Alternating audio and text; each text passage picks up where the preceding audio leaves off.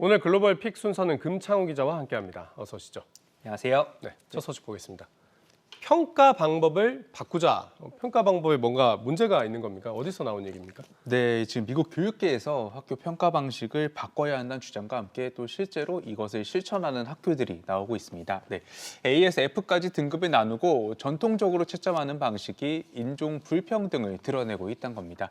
그리고 최근 코로나19 팬데믹을 거치면서 문제가 더 커졌다는 게 교육자들의 주장입니다.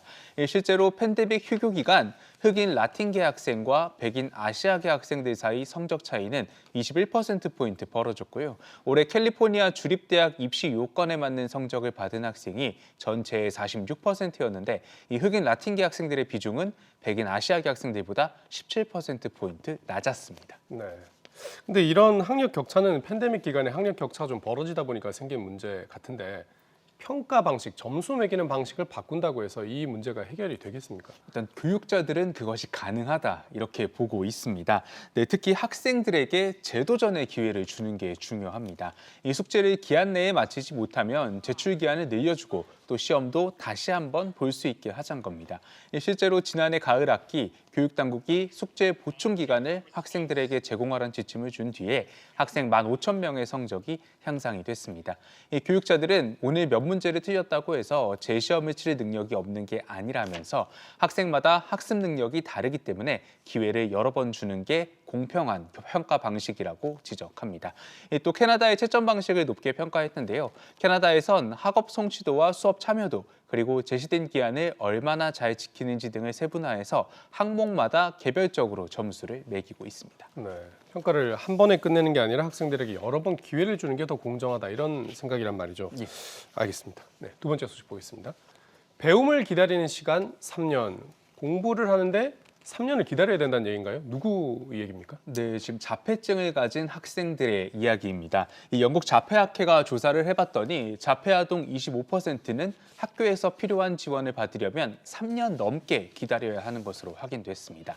또 학교 지원에 불만족한다고 응답한 학부모도 74%였는데요. 이 4년 전보다 비율이 2배 늘었습니다.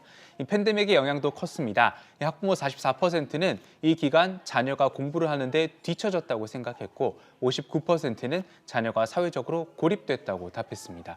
이 조사를 진행한 자폐학회 관계자는 요구를 들어주는 학교가 없어서 자폐아동들이 적절한 지원 없이 몇 달, 심지어는 몇 년을 기다려야 한다며 교육 시스템이 제대로 작동하지 않고 또 팬데믹으로 상황은 더 악화되고 있다고 지적했습니다. 네, 이 팬데믹 상황에서 힘든 학생들 더 힘들어지는 게 문제입니다. 네.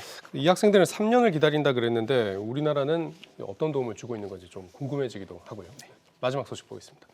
뇌졸중 위험 낮추는 지방, 자 건강 관련 소식인 것 같은데 지방은 보통 많이 섭취하면 안 좋다 이런 얘기를 많이 들었습니다. 근데 뇌졸중에는 도움이 되는 겁니까? 네, 그렇습니다. 종류마다 다르긴 하지만 그런 것으로 확인이 됐습니다. 그런데 무작정 이제 지방을 많이 섭취한다고 해서 뇌졸중 예방에 도움이 되는 것은 아니고요. 최근 미국 심장협회 과학실천에서 발표된 연구 자료에 따르면 식물성 지방이 뇌졸중 위험 감소에 결정적인 역할을 했습니다.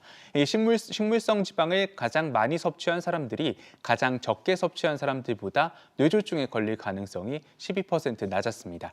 하지만 동물성 포화지방을 섭취한 사람은 이것을 가장 적게 섭취한 사람보다 오히려 뇌졸중 위험이 16% 더 높았습니다.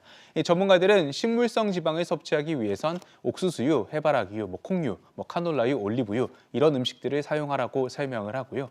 이것들은 전부 다 불포화지방산이 높은 식재료입니다. 하지만 베이컨이나 소시지 등 포화지방이 높은 가공육류는 피하는 게 좋다고 조언을 했습니다. 네, 좋은 지방이 몸에 좋다 이런 얘기로 정리할 수 있겠군요. 네. 금창우 기자 오늘 잘 들었습니다.